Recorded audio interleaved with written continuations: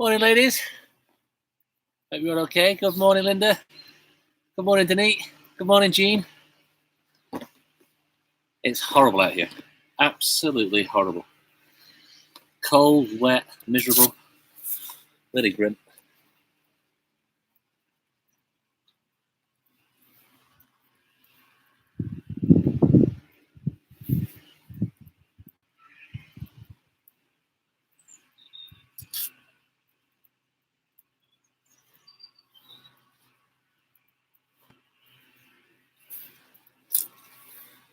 Morning, Sue. Hope you're okay. Nice and cozy.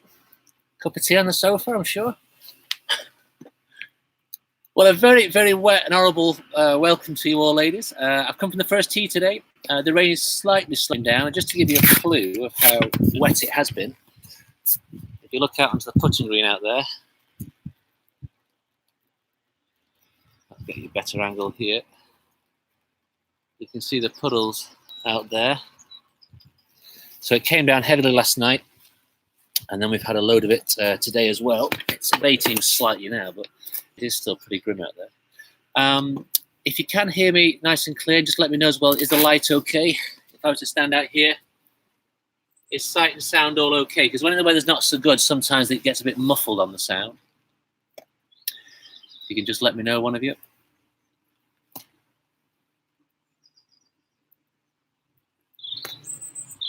Very dark.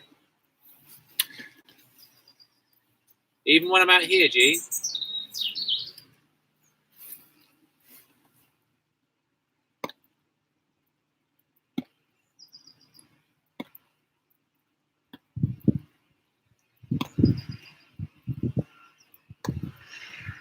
Okay, good morning, Ganilla. All right, well, I'll try and stay close then if I can. Let me just, actually, I might even just turn the camera around. Is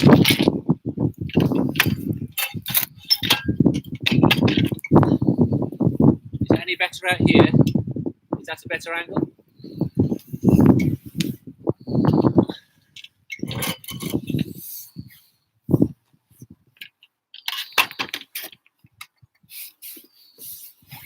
Okay, so sound's okay. Is that a better angle when I stand further back?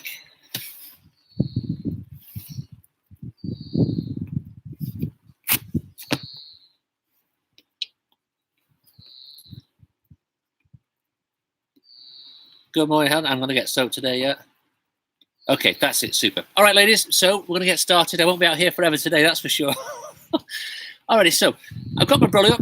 First thing I do whenever I come and play in the wet is I keep a spare glove under my brolly here, and also my one of my towels tucked under my brolly as well. Whenever you're playing and it's chucking it down, you're trying to keep yourself as dry as possible. Any slight moisture on your handle. Good morning, Lorna.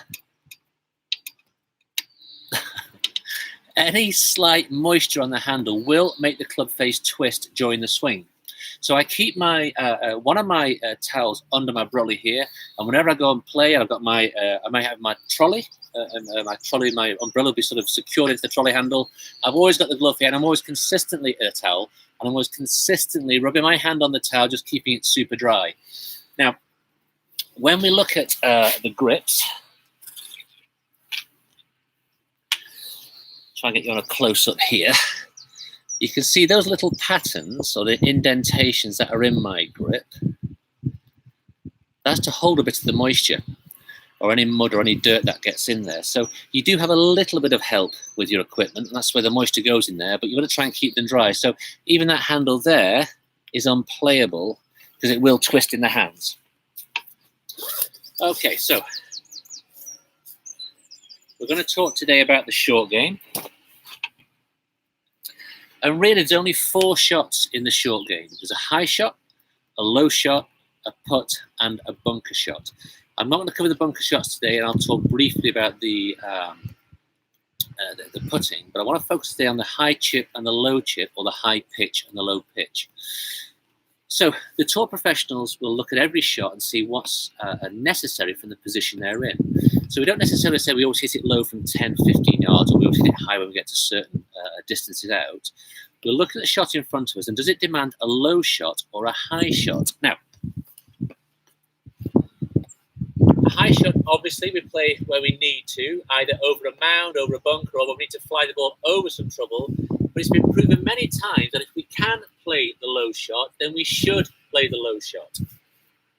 And the reason for that, it's much easier to strike a low shot reasonably. Now, I say reasonably because none of us are perfect. So if we take a bull's eye view of life here, I've got my 9-iron here. That's the club I use for my my low running shot. Now, some of you may use a 7-iron. Denise and I have spent the past 12 months, because she bought some new irons from me, spent the last 12 months debating whether she'd use her 5 or a 6-iron. Denise had a very nice chipper with her 5-iron around the greens, but we've moved to the 6-iron because modern clubs, the new clubs she's bought, have got less loft on them. Now, the beauty of having a less lofted club, of course, is that the sweet spot strikes the back of the ball. It's much easier to make a reasonable strike. And in golf, you know, that famous phrase in the famous book, Golf is Not a Game of Perfect, any form of reasonable strike is going to work out okay for you. So I use my 9-iron, but you may well use your 7, your 6, or even your rescue wood. And the reason why we use a less lofted club is that we have to make then a very small motion, and the ball will still get plenty of distance on it. If we take our sand wedge, we have to make a much bigger motion to get the contact. But of course, watch this as well. Look where the sweet spot is in that club. It's miles away from the ball. And so it's very easy to thin these shots here. We're going to talk about today how we prevent that thin.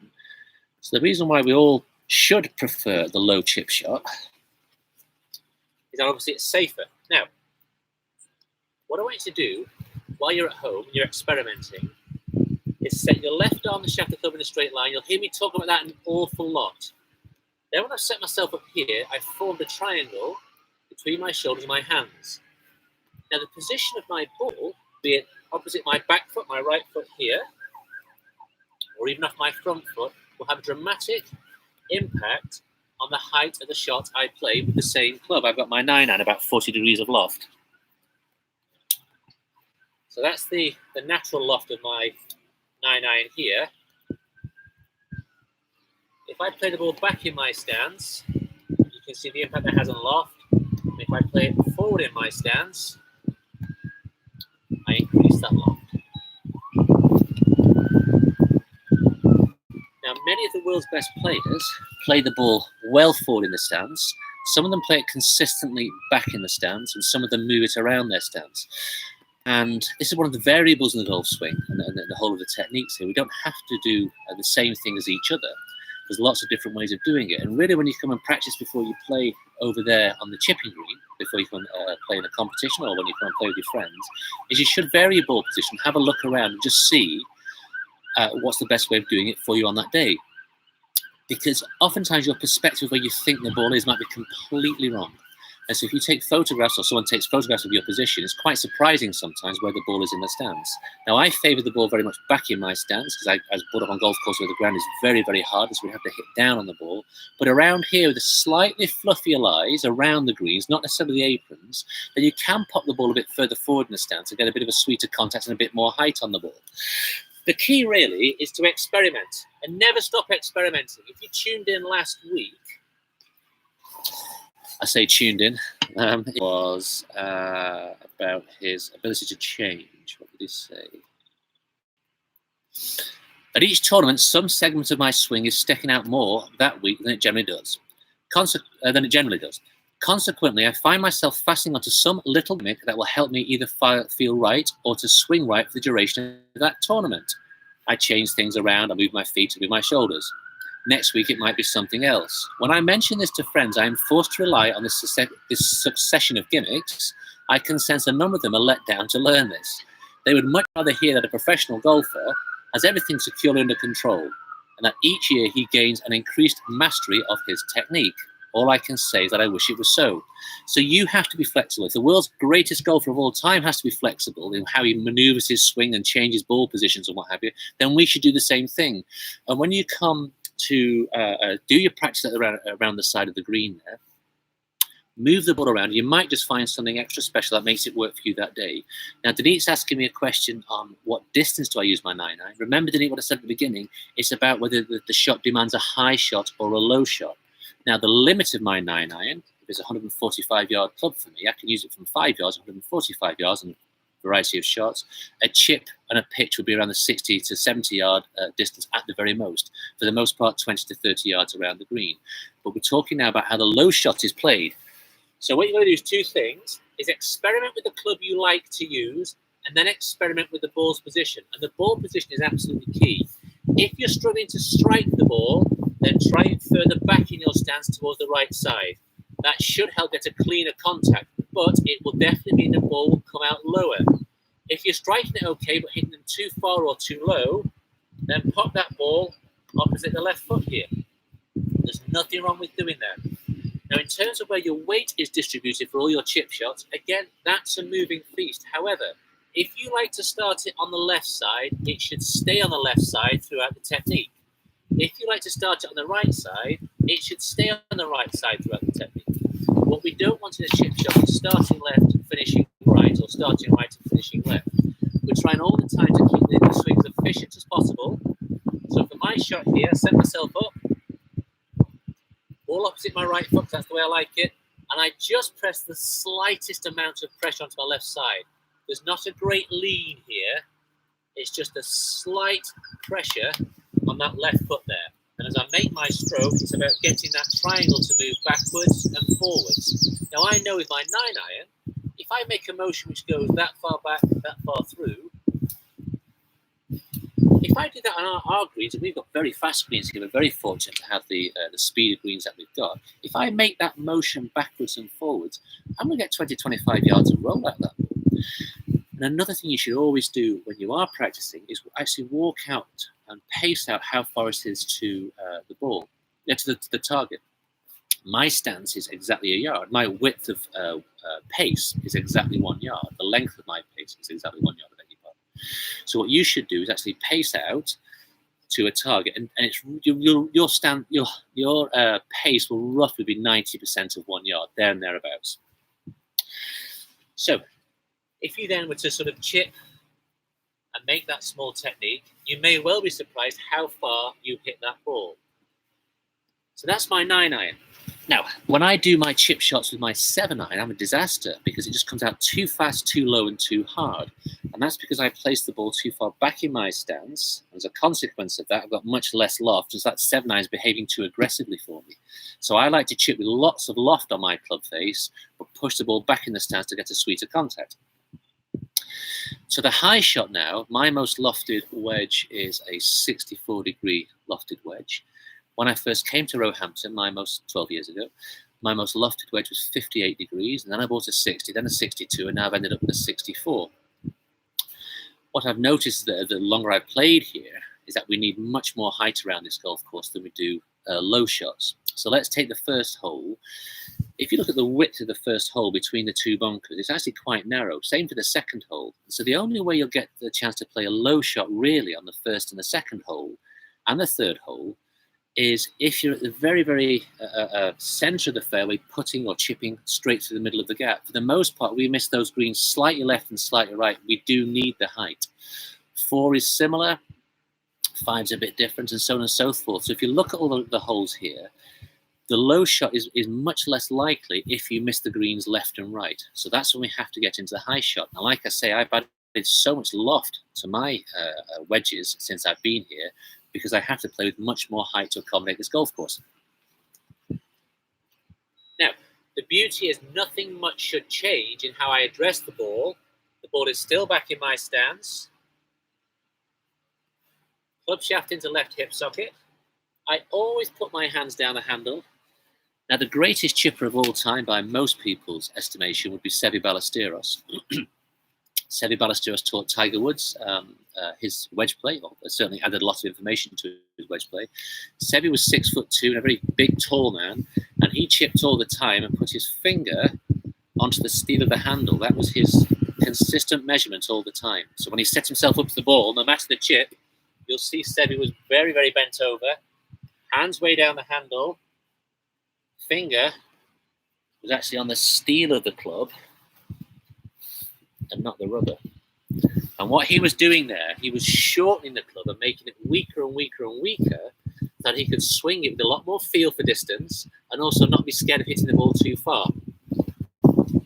So if I had to play a high shot now, and remember, we've not talked about distance yet, we'll come to that shortly.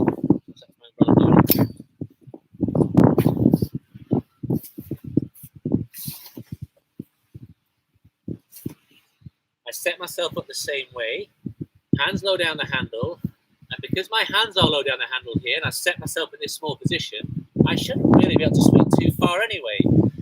So the swing becomes self-limiting if I set myself up correctly. So again, another exercise you should do is in front of the mirror here, get yourself in this small position, and you should look like you're in a small position.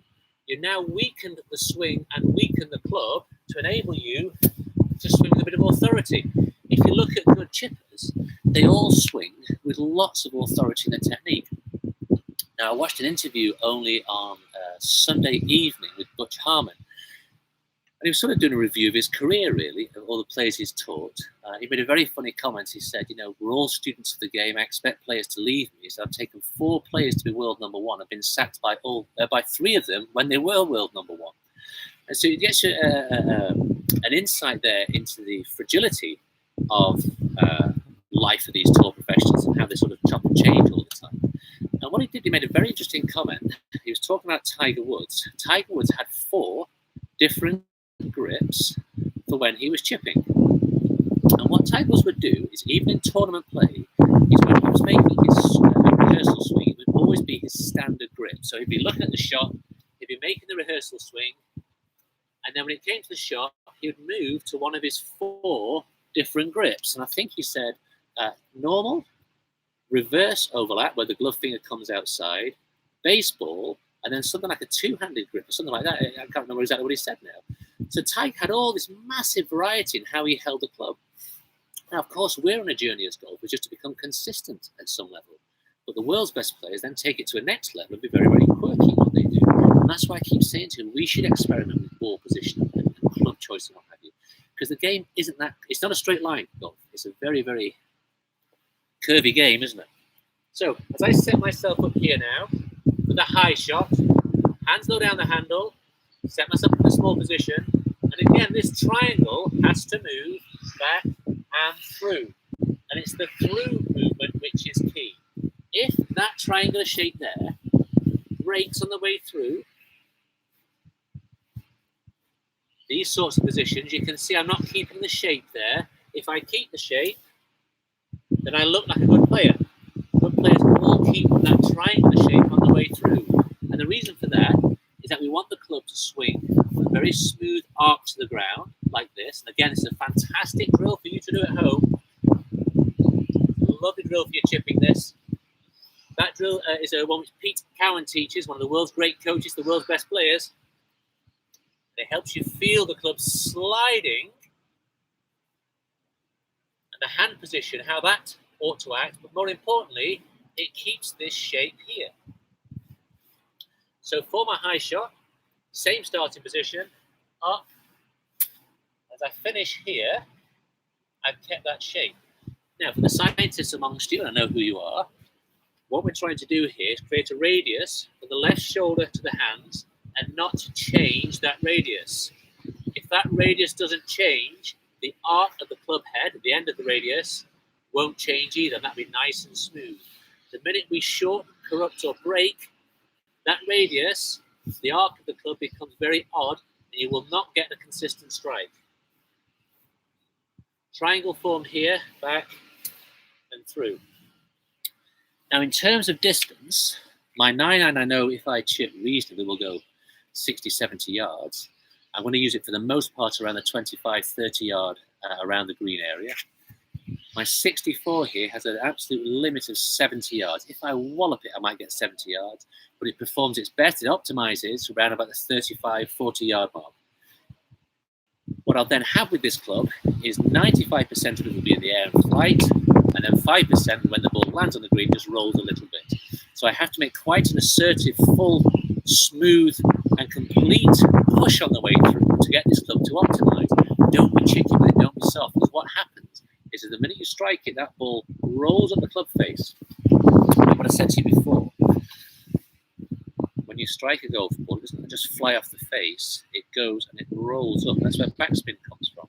And as it rolls up the face, that friction is actually slowing the ball down a little bit, and then it flies upwards. And as it flies upwards, it's not flying forwards, it doesn't have as much push, and so you slide underneath it. And that's when you look at very good players, when they chip and pitch and hit high shots or low shots, they make quite an assertive, smooth push through, and the ball lands very, very delicately. So when we want the low shot, we expect it to come out and bounce and be hot and run a little bit. When we want the high shot, of course, we don't want that. Now, if we then look at how we control our distances,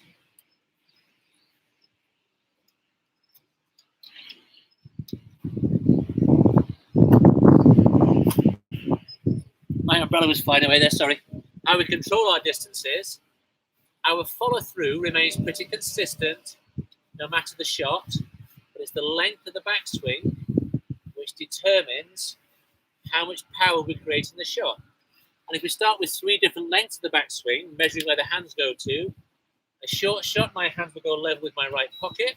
A medium distance shot, my hands go level with my rib cage. And the limit of my swing, opposite my right shoulder up here, would be my full shot. I would expect for a lady golfer with a lofted club to swing up their right shoulder, you'll get no more than 60, 70 yards. For a mid-range shot, 40 yards, 45 yards, and for a pocket shot around about 20 yards with your lofted club in the back.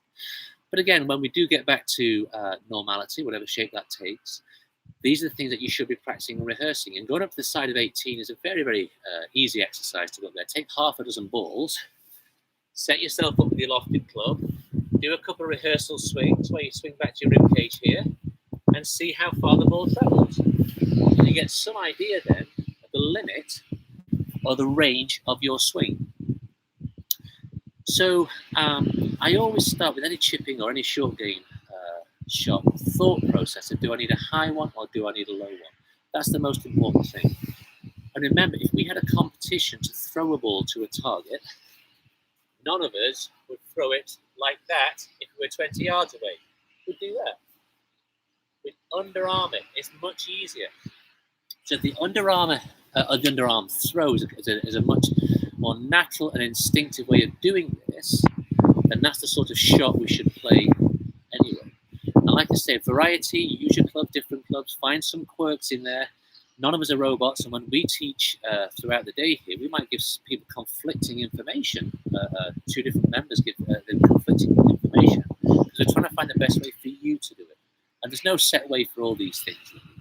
You've got to find your way, and your practice and rehearsal time is the fastest way of doing that. Like I said with the Jack Nicklaus thing, is you might just move that ball around a little bit and find something which just gives you a bit of magic for a month, and I recommend that you do that. Okay, so again, what else can we do at home in the lockdown? Get the putter out. So your putter is very simply designed. The top of it has a very flat part to the handle. And you should be checking and rechecking that you're absolutely using that club as the manufacturers have designed it for you. So if the top of the handle is flat, then that means that's where the thumbs should go right down. Not slightly across it or at slight angles or over the side of it, but right down the top here. And it should feel a bit weird if you're doing it properly. Now, as I set my thumbs right down the top there, you may well find that you're slightly misaligned. Now, a slight misalignment in the hand is going to be a slight misalignment in the putter face. So that flat top of the handle there is to house the pads of your thumb. And I mean the absolute flatness of the thumb pad should press down on that handle. Now, if you ever go to a tour event, watch the lady golfers play next year, hopefully, when they're locally. You watch them set themselves up to a putt. They'll spend a lot of time placing their left hand on the handle when they rehearse. Thumb goes right down there. Then the right thumb comes on. Now, What you do with your fingers to try and accommodate that is largely down to your hand shape, your comfort levels, and what have you. But if you look at what's an absolute in putting, is the top of the handle here, with very few exceptions, is to make the thumbs go down the top so the hands now face each other. If the hands face each other, the back of the left hand will put to the target and the palm of the right hand will put to the target. They won't be working against each other or twisting over. And the reason why we hold the handle in the way we do with our other shots is that we're trying to optimize the amount of roll we have in our forearms and our hands, but also the amount of leverage and power we have in our hands, both of which are a disaster for putting. And that's why many of the tour pros now have the big fat putters, or they might use an extremely long putter. You see far more of those in the men's tour than you do the ladies tour, but you see lots of the lady pros have the thicker handles. Now, I'd say most lady pros putting action is quite orthodox. You'll see most of them will have quite a flat back. They'll stand over the putt in an orthodox position. Michelle Wee was a big extreme example, and she was so far bent over. Whereas you look at the men's game, they're far more inclined to use these sort of weird and wonderful hand positions to try and do what they do. The lady golfers are much more orthodox, and I think they're much better for most amateur golfers to look at if you're looking to do what 90% of us should be doing, which is orthodox. Thumbs down the top of the handle, hands at the side of the handle. Remember, if golf is a one-handed game, we play with the back of the left hand or the palm of the right hand when we're putting, and so we want those hands to be in harmony. You can see as I'm doing that there, my palms are just facing each other. I'm not putting angles into my putting stroke. So you should rehearse at home. Just keep putting them in your hands, doing that. And then from there, the old favourite is you need your eyes over the ball. If you drop a ball down, it should go directly where the putter head is. And that's super key, because if I stand too far away from the putt, which most of us do when we get it wrong, that will encourage a putting stroke that comes around here. And the problem with that is that you're going to strike that ball very poorly and you ain't going to send it on target. Apart from that, it's fine. So if you do stand too far away from it, then that measuring of the ball dropping down is a very, very fast way of getting that back. I've talked about this 2 or 3 times as well in the lockdown, is to really improve your putting stroke. Stand next to a wall. So just imagine that these clubs on the ground here represent a wall. Stand with your head touching the wall, and then drag your putter along that wall. The wall is here. Drag your putter along that wall, and that will encourage a square putting action. If you ever see a putting machine, the thing just goes backwards and forwards. It's super simple. And if we can just rehearse that against a wall, it gives us a great feeling in our hands of how we do that. Now, if you look at on YouTube, you'll find loads of videos of sort of super creative kids and teenagers putting around the house, up and down walls and what have you. It's well worthwhile doing some practice at home on the carpet if you can, just to keep your familiarity in. I've been checking my swing on the TrackMan, and I've lost 3% of my distance and my club head speed just because I'm not hitting balls. I'm not picking up clubs every single day. You think every day when I'm out there teaching, I'm picking up clubs, I'm having a swing, I'm hitting a shot, and that just maintains my golf strength. What I do know is that when I did some chipping and putting videos this morning, everything felt a bit odd. I've not chipped for, 2 months now. Not hit any shots with any of the lofted clubs, and so it does feel strange. So if you can maintain your familiarity with your clubs, your swing and your game, it won't feel so odd when you get back here. And it will feel odd. Everything's going to feel odd. Not just how it feels in the environment, but also how you feel. So you mustn't lose that golf strength. Now, do you have any questions about what I've talked about so far on the short game? I've got a couple of pictures I want to show you today of Annika Sorenstam. So if you've got any questions about the short game, what perplexes you on the short game, chipping, pitching, high and low, then just let me know. Okay, so I've dug out. Oh, thanks, Gene. You like the short videos, little vignettes that I've been doing. They get some good hits. It's the live videos that get the most hits on the channel. Okay, have a look here. This here is Annika Sorenstam. Okay, now hopefully you won't get too much glare there. You can see the ball's flying. She's only just struck the ball. And I dug these pictures out last night, and some of them are really striking. Just look where she's looking. And if I can zoom in, I mean, could she look any more relaxed? So, first things first, she's only just hit the ball. And remember, the golf ball's only on the face of 1/2000th of a second. She's only just hit it, and already her head has moved about 45 degrees around. And Sorenstam, what a talent she was. Here's another picture here. Again, she only just struck the ball, it's moving forwards. I think she's playing some form of a chip or a pitch shot there, and she has definitely moved her head a long way. Now, the point of what I wanted to show you about those positions there is that there are so many myths about the golf swing, and we as professionals have to teach in many different ways when we're coaching you, and say what's right for you might not be right for your friends. And so it's very difficult to read things online or look at YouTube videos, or even YouTube videos like this one here, and try and adopt every single position and think it's got to be, inverted commas, perfect. One thing I've found myself talking about more and more and more when I'm doing these videos is the need for flexibility, creativity, and your sort of own independent trial and thought on what you're trying to do. Now, whilst we're, like I say, trying to get to become a consistent golfer, that is a little bit of a wavy path. It's not a perfectly straight line. And so the whole point about the Sorenstam thing is quite surprising, that we're all told, we have been told in the past, we've got to keep our head down. Well, that's not the case at all. We don't keep our head down. We certainly keep it centrally as we move around it, but I can't, if you watch my visor here, the peak of my hat here, when I move my body back, I can't help but make a little bit of motion with my head there. But what Sorenstam does, two very, I think, very interesting parts of that picture. The first is that she actually moves her head around, and her response to that is, well, if my head moves around, my body's free to move.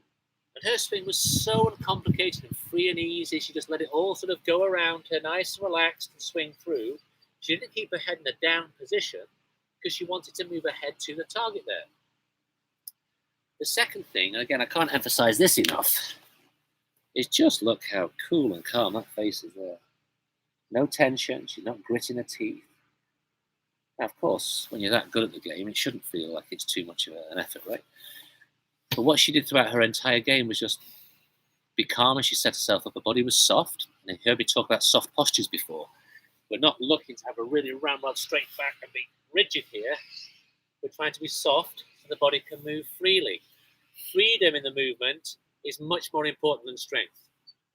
I taught loads of very big, strong, heavy bodybuilder types. They can't hit the ball very far because their swing isn't free. And so range of motion, freedom of motion, and any of you who've played golf after an injury, you know what that means. You know, you sort of come back, you think, well, I've got limited motion now. It's not your strength that's gone, it's your ability to move your body. So I love looking at the pictures of the world's best players. It's all there in plain sight, isn't it? And the Annika picture, just relax and let your body move freely. You shouldn't have any tension in what you're doing. So Mary asked, how far back does the putter go? Okay. If you were to go back to when I was talking about the wedge shots, and I said, if you've got a short swing back to the right pocket, a medium swing to the rib cage, and then a long swing to the right shoulder, if you were to sort of make those three lengths of swings work for you, you'd probably have a reasonable short game. You wouldn't need too many of the shots other than a short, medium, and a long, really. Now, the same is true with a putter. We know that the short putts, the sort of 3-4 footers, are terrifying. The world's best putters, there's a big difference between the stats on the men's tour and the stats on the ladies' tour. The men are far better at chipping and putting than the ladies are. The difference in distance is nowhere near as great in percentage terms as the difference in the short game. God knows why that is. But if we look at the short putts, even the world's best putters are missing 15% of those putts which are inside 3 foot. Now think of that, 15%. So on a short putt, the shorter the stroke, the better. But we're always looking for an equal distance putt. Now, one of the videos I posted this morning, funny enough, was answering this question in some ways, Mary, because I put down an exercise for you to do with a metronome. If you type into your iPad metronome, you get a free metronome up straight away. And I set my metronome at 62 beats per minute. Tick, tock, tick, tock. Now, if you go tick, tock on a short putt, the putter will move slowly because it's got a much smaller range in which it moves. On a medium putt, I take it back further, it develops speed, and therefore it covers that area with a bit more speed than this small area with less speed. The longer putt, it goes back further, and therefore it swings quicker. Now, a great way of practicing this for you, Mary, is to set yourself up with a narrow stance and try and make your putter go back equal distance, and that would be your short put stance. Then go for a medium stance. A medium stance would be round about the width of your shoulders, the ankle to the shoulders, and then take your putter back to your right foot and then through to your left foot, and that should be the limit of your putting stroke for a medium putt. Then for a long putt, go outside the width of the shoulders and let that putter actually swing outside the feet this time. What we see an awful lot on the short and medium putts is people take the putter back a long way and either develop a lot of power and belt the ball miles past, or they go back, realize they're too powerful, and then sort of decelerate into the ball. And that's where you're going to fight Mother Nature, because Mother Nature's already swinging that putter like a pendulum anyway.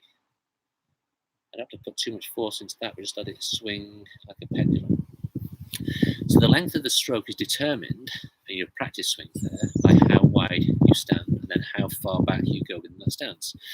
Now, if you look at the speed of the greens at Roehampton Club, we've got quite small greens. They're certainly narrow left to right, but they're fast. We've got some of the fastest greens in the county, probably not the country. When I go back home and play on the coast, the greens are quite a bit slower there because they have to be longer because there's so much wind that if the greens were fast as ours here, the ball wouldn't stay on them. They just sort of roll around with the wind. And so they need a little bit of length in them to keep the ball from rolling around. Same on clifftop or hilltop courses, which are very, very affected by the wind. Those greens can be quite shaggy for that same reason. Now, our greens are fast here. So the last thing we want is a long, inefficient waste of energy by taking the putter back a long way and then developing loads of power. Now, the old canard about, oh, never up, never in, you don't hear that anymore. It's such an old-styled phrase there because greens were so slow. You know, if you look at the old pictures of Bobby Jones playing back in the 20s, they seem to hit that ball and then go quickly and then stop very quickly. Our ball rolls and rolls and rolls because the greens are so much faster. So in terms of controlling the length of your swing, it's a great question because it's how long is a piece of string. But if you time it with a metronome, then it'll give you this tick-tock action. And ordinarily, the backswing is shorter than you might think for quality putting or quality putting control. All right, ladies. Well, I hope you had a nice warm cup of coffee on the sofa watching me today. What's the weather like where you are? Mary, is it nice in Scotland? We know what it's like in London. It's blooming horrible. A cold, wet, miserable day it's been today. But thank you again for joining me. I do appreciate it. I do appreciate tuning in. I think one thing which makes us such a great club on a Tuesday morning is how often we're just all together chit-chatting and sort of socialising. And golf is obviously important, but it's not the only thing. We're not playing for the town hall clock, are we? And so socialising together like this and just being together during the lockdown period is obviously key for us all. And I hope you are reaching out to all your friends and having a chat and keeping yourselves buzzy, keeping yourselves in contact with all your mates. So if there's no more questions, ladies, thank you, Jean. That's my extreme pleasure. If there's no more questions, I will see you next Tuesday. Now, tomorrow I'm doing... my pleasure, Linda.